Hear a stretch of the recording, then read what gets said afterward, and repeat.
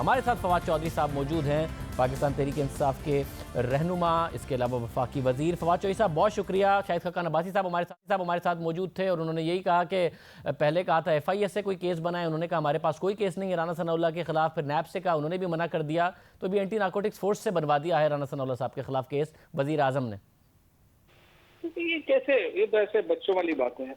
इस तरह के केसेस नहीं बनते हैं और ना ही कुछ इस तरह का मामला होता है।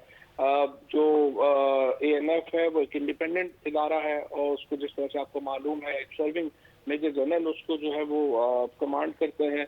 सवाल ही पैदा नहीं होता किस तरह का कोई अब के हालात में इस तरह का कोई इन्फ्लुएंस जो है वो इस तरह के इदारे के ऊपर हो सके। उन्होंने अभी तो हमें तो ये भी नहीं पता था कि उनको गिरफ्तार किया गया है और ग्राउंड्स का तो खैर अभी भी नहीं पता। जाहिर है वो 24 घंटे जो है वो कानून के मुताबिक उनके पास है। वो 24 घंटों में उन्होंने मजिस्ट्रेट के सामने पेश करना है जहाँ पे वो ऑफिशियली उनको चार्ज करेंगे।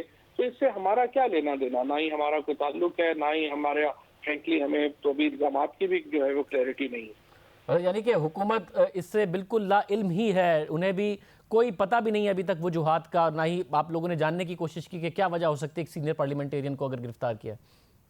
एग्जैक्टली हमें तो जो मीडिया से ही जो खबरें आई हैं, जो आपने बातें की हैं, उन्हीं से ही को जो अंदाजा हुआ है या बातचीत हुई है उसी से ही पता चला है। इंटीरियर मिनिस्टर जो है उनको हो सकता है कि रिपोर्ट किया गया हो, उनको बताया गया हो, लेकिन मेरी चूंकि वजीर एजाज शाह साहब से बात नहीं हुई है उनको अगर जो है वो बताया गया है क्या चार्जेस हैं, क्या है क्या नहीं है, वो एक रेलिवेंट अथॉरिटी है, उनको बताया गया हो या ना हो वो मुझे उस बारे में इल्म नहीं है। लेकिन ओवरऑल इस गिरफ्तारी से कम ये कहना कि ये मोटिवेटेड है, ये बिल्कुल ही मैं समझता हूँ कि बच्चों वाली बात है। इसका कोई आप चार्जेस का इंतजार करना चाहिए, उसके ऊपर जो एविडेंस है वो भी इंतजार करना चाहिए, क्योंकि मुझे यकीन है कि ये जो गिरफ्तारी है वो बगैर एक ठोस शहादतों के, ठोस एविडेंस के इस तरह की जो गिरफ्तारी है वो मुमकिन नहीं है। ज़ाहिर फौजी साहब, जब आप बिल्कुल ही कह रहे हैं कि हुकूमत का इससे कोई ताल्लुक नहीं है और आप उस पर कमेंट भी नहीं कर रहे हैं क्योंकि आप कह रहे हैं कि सबूत भी नहीं देखे हैं आपने, मगर ये कितनी बड़ों वाली बात होगी कि इतने सीनियर पार्लियामेंटेरियन को गिरफ्तार भी कर लिया और सोर्सेज के जरिए बस खबरें कि उनकी गाड़ी से 10 किलो कोई इस वक्त मंशियात मिली हैं। ये कितनी बड़ों वाली बात है जो इदारे कर रहे हैं जिन्होंने गिरफ्तार किया। ये तो अगर मीडिया खबरें देता है, हमारे यहाँ तो पूरा मीडिया ही ब्रेकिंग न्यूज पे चलता है, तो अगर मीडिया खबर दे रहा है और उनके पास वो जराए से खबर दे रहा है तो उसको मैं तो पहले मैं जब मिनिस्टर इन्फॉर्मेशन था तो मैं तो PMRA ला रहा था और मैं समझता था कि इस तरह की खबरें नहीं देनी चाहिए। अपोजिशन भी उसके ऊपर जज्बुज थी और खुद मीडिया भी जज्बुज था।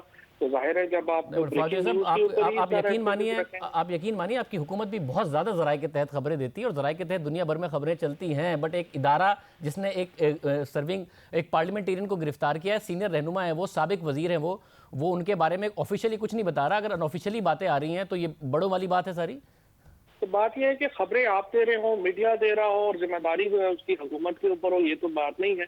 अगर आप समझते हैं कि नहीं देनी चाहिए ये खबरें तो मीडिया को नहीं देनी चाहिए। मैं तो मगर उसमें डिमांड यह है कि उसके बाद ऑफिशियल खबर दे दें। ऑफिशियल खबर देना तो जिम्मेदारी है ना, अनऑफिशियली खबरें देना जिम्मेदारी नहीं है, ऑफिशियल खबर देना जिम्मेदारी है। ऑफिशियल खबर जो है, जो कानून है वो जो अगर आप देखिए जो ANF का एक्ट देखें या CRPC देखें, जो दो कवानीन है मुतल्लिका, वो कहते हैं कि 24 घंटों के अंदर मजिस्ट्रेट को पेश किया जाएगा और वहां पर आप चार्जेस डिस्क्लोज करेंगे।